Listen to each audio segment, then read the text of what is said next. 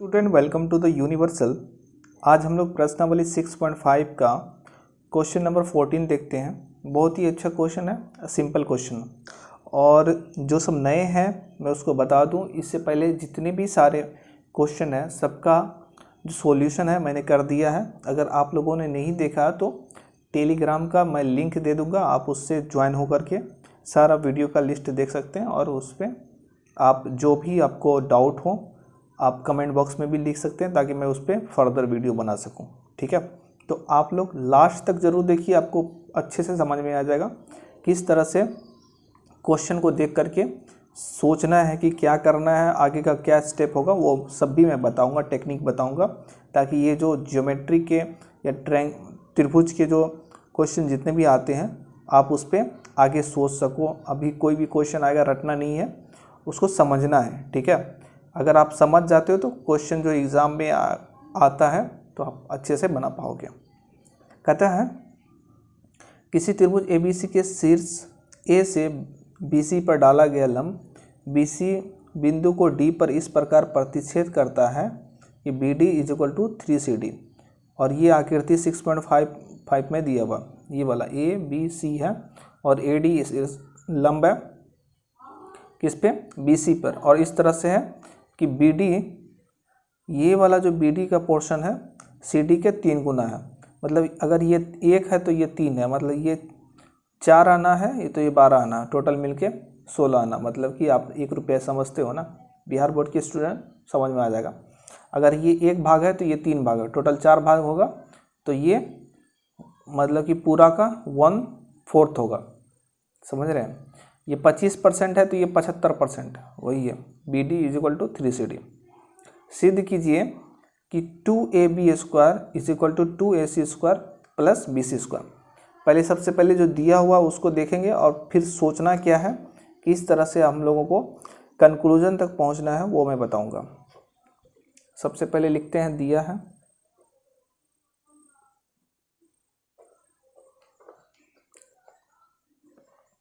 आकृति में, और आकृति में कहाँ लिखना है, जहाँ पे आपको फिगर दिया हुआ है क्वेश्चन में वहाँ। ठीक है, त्रिभुज ABC के शीर्ष AC पे,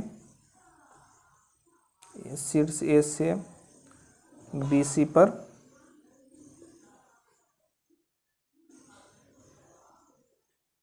लंब है और BD ये वाला पोर्शन या DB दिया हुआ ना, DB = 3CD, ये आपका दिया हुआ। और आकृति में मतलब कि दिया हुआ में अगर आपको कुछ समझ में नहीं आ रहा तो क्वेश्चन का 2 लाइन जिसमें इंपॉर्टेंट सब चीज़ें वो आप लिख देना, इतना तो कर ही सकते हो। अब क्या करना है, सिद्ध करना है।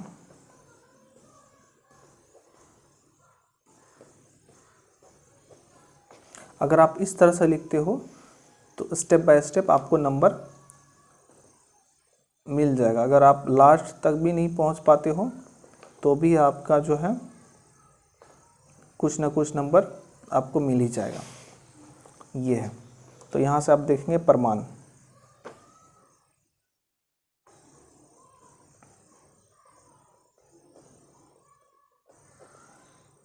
अब ये देखिए क्वेश्चन में क्या दिया हुआ, सिद्ध क्या करना है, AB 2AB² + 2AC² + BC²। अब यहाँ पे आप देखिए इसमें आपको क्या दिख रहा है, AB अगर लेना है तो AB तो कौन सा त्रिभुज में देखेंगे, ADB में देखेंगे, तब ना ये हाइपोटेन्यूज हो जाएगा। मतलब कर्ण का स्क्वायर = लंब का स्क्वायर प्लस आधार का स्क्वायर। और यहाँ पे AC रखना है, AC देखना है तो AC² करना है तो AD² + CD²। इस तरह से हम लोगों को दोनों तरफ से पाइथागोरस लगाना है। यहाँ लिखेंगे त्रिभुज किसमें, ACD में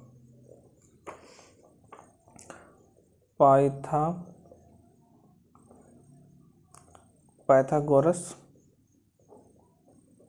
प्रमेय से AC square is equal to AD square plus CD square, equation 1। एवं अब इस वाले त्रिभुज में ADB में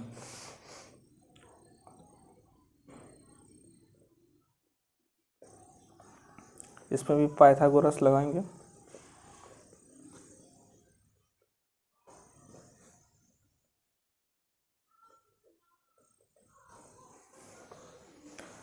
AB स्क्वायर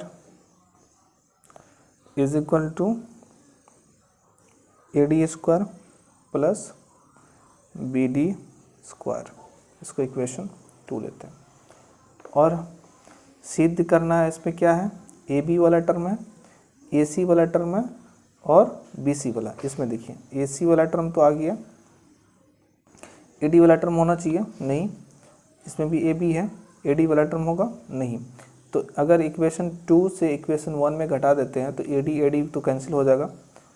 ये देखिए AB माइनस AC करना है, अगर इसको इधर लेके आएंगे तो क्या AB square minus AC square हो जाएगा। तो उल्टा किसी को घटा दीजिए, इक्वेशन 2 माइनस इक्वेशन 1 कर दीजिए। समीकरण 2 माइनस समीकरण 1, तो यहाँ से क्या हो जाएगा AB square minus AC square आ जाएगा, ये वाला left hand side AB square minus AC square, ठीक है। और ये AD स्क्वायर कैंसिल हो जाएगा, यहाँ हो जाएगा BD square minus CD square. अब लेकिन क्या करना है, ABAC तो रहेगा, ABAC रहेगा, लेकिन हम लोगों को BC स्क्वायर में चाहिए। BC स्क्वायर में लाने के लिए क्या करेंगे, अब यहाँ पे देखिए BD को क्या लिख सकते हैं, BD को ये BD को लिख सकते हैं BC माइनस CD लिख सकते हैं ना। इतना को क्या लिख सकते हैं, इतना माइनस इतना कर देंगे तो हो जाएगा बड़ा माइनस छोटा, तो इतना निकल जाएगा, तो वही करेंगे यहाँ पे BC माइनस CD का whole square minus CD square, ठीक है। अब यहाँ देखिए BC square plus CD square minus 2BC minus CD minus CD square, तो ये minus CD square plus CD square cancel, BC square, ठीक है। BC तो है लेकिन ये CD को हटाना है, ठीक है। हमको ये जो प्रूव करना है उसमें हमारा जो है सिर्फ इतना ही रहना चाहिए, AB AC और BC वाला टर्म होना चाहिए। टर्म को आप कैंसिल करते जाइए, आप जगह पे पहुंच जाइएगा। किसी भी क्वेश्चन में अगर सिद्ध करना रहेगा तो आप उसको टर्म पे फोकस कीजिए, कौन सा टर्म को हमको रखना है, अब किसको हटाना है। जिसको रखना है उसमें कोई छेड़छाड़ नहीं करना है, और जिसको नहीं रखना है उसी में चेंजेस करेंगे।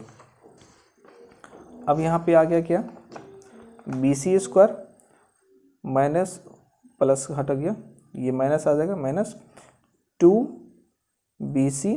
CD को क्या लिख सकते हैं, ये देखिए CD को लिखने के लिए ये CD BD, ये है ना BD कितना, CD का 3 गुना है, अगर ये 1 हो गया तो ये 3 हो गया, समझ रहे बात को।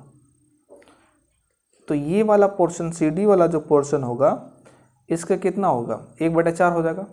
यहाँ देखिए अभी मैं दिखा रहा हूँ, ये वाला एक C B और यहाँ पे D है, ये है 3 भाग है, ये 1 भाग है, टोटल मिलके कितना भाग हो गया, 4 भाग हो गया। लेकिन ये CD 4 भाग बोले तो पूरा BC, ठीक है ना, 4 भाग, 4 इक्वल टू पूरा BC, और ये CD क्या हो गया, 1 भाग, ठीक है।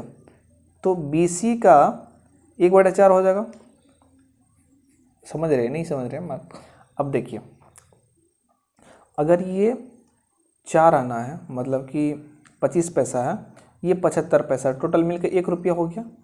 अगर 1 रुपया के रेस्पेक्ट में लिखेंगे मतलब कि, तो ये कितना हो जाएगा? 1/4 भाग हो जाएगा CD वाला। 1 रुपया ये है, 1/4 भाग कितना हो जाएगा 1 रुपये का? 1 रुपये की जगह पे 4 भाग, तो 1 हो जाएगा ना। तो वही है, ये हमारा कितना भाग हो जाएगा? 1/4। ये कितना हो जाएगा? 3/4। 3/4 किसका? मतलब कि BC का।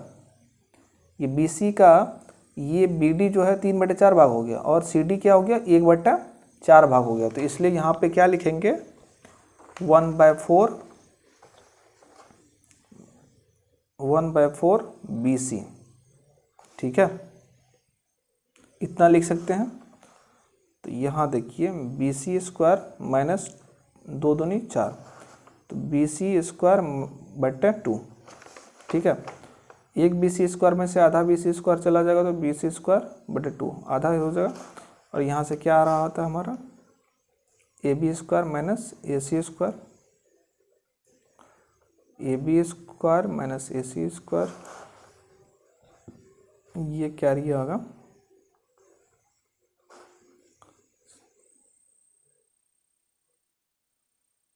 अब यहाँ से 2 को इधर लेके आ जाएंगे, 2AB² माइनस 2AC² हो जाएगा। अच्छा, इस वाले नेक्स्ट वाले टर्म में हो जाएगा, 2 तो यहीं छोड़ दिए हैं ना।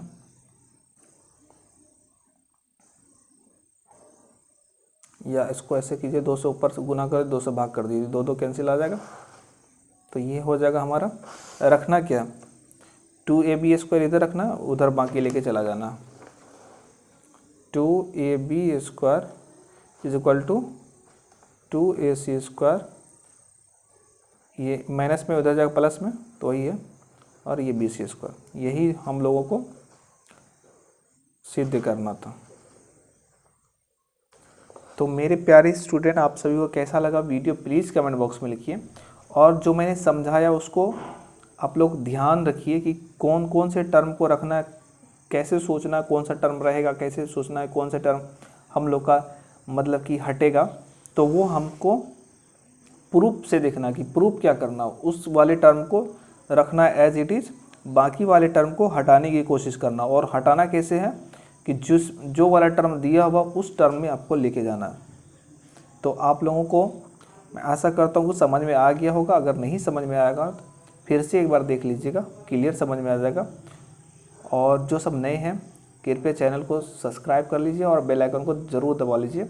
और आपको टेलीग्राम का चैनल मिल जाएगा, यहाँ पे लिंक, आप उससे जुड़ सकते हैं ताकि कोई भी PDF वगैरह हो, इम्पोर्टेंट जो भी नोट्स हो मैं उस पर डालता हूँ, तो उससे भी आपको फ़ायदा मिल जाएगा। Thank you very much.